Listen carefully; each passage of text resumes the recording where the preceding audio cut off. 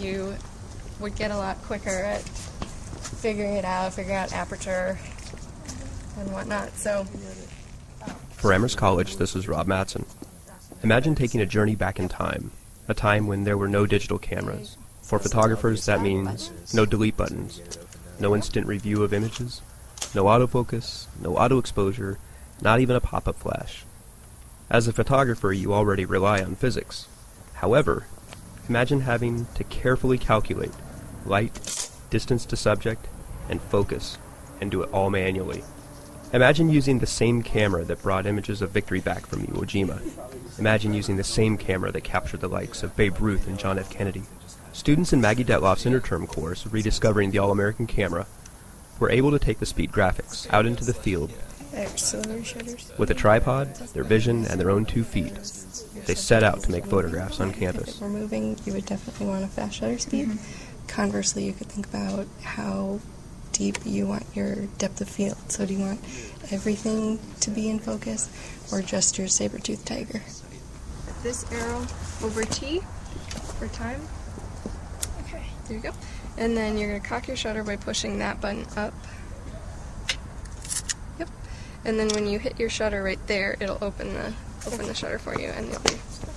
I'll just go ahead and do that. There you go. So now it's open, so you should be able to look all the way through. And you'll use these little knobs to focus. I'm Maggie Dethloff. I'm Andrew W. Mellon Post-Baccalaureate Curatorial Fellow at the Mead Art Museum. I graduated from Smith College in 2010, so that's where I'm from. This course was my brainchild after we found this 1941 speed graphic camera. I wanted us to keep the camera in the building to use as a teaching tool. We've had teachers in the past ask if we had any photographic equipment or negatives to use in their class visits, and now we can say that we do have a camera. So I wanted to use it as soon as possible in some kind of teaching capacity. Yesterday when we met, we went over a very brief history of photography in general, and the history of this camera in particular. It was made by a company called Braflex. It's from 1941. It was the press camera during World War II.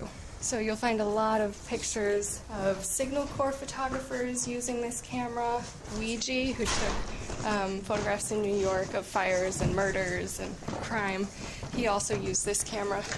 So a lot of famous photographs during the 1930s and 1950s used this, including all of the Pulitzer Prize winners from 1942 to 1953, excuse me.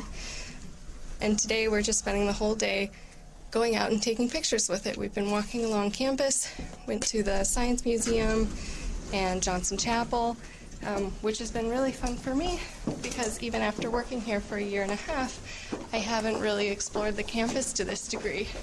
Overall, what I'd like them to take away from the class is that old cameras are easy to use, they're not scary, and they can be really fun just to explore. My name is Josie Pryor. I'm interested in being a studio art major, but I've never really done much photography. I do a lot of drawing and painting, and I'm taking sculpture. But my younger sister, she's very into like old cameras and black and white photography. I just kind of wanted to tell her about what I was doing over break. We saw some pictures that had been taken with the same camera. I didn't realize how clear they could be. I'm really curious to see how ours are going to come out compared to those. You pick any of these combos you want. Since you're taking kind of a picture of a building in the distance, you might want a greater depth of field, so an aperture that's smaller. So my name is Michael Stein. I'm a senior here at Amherst College. I'm an Asian Languages and Civilizations major, and I have no experience with cameras.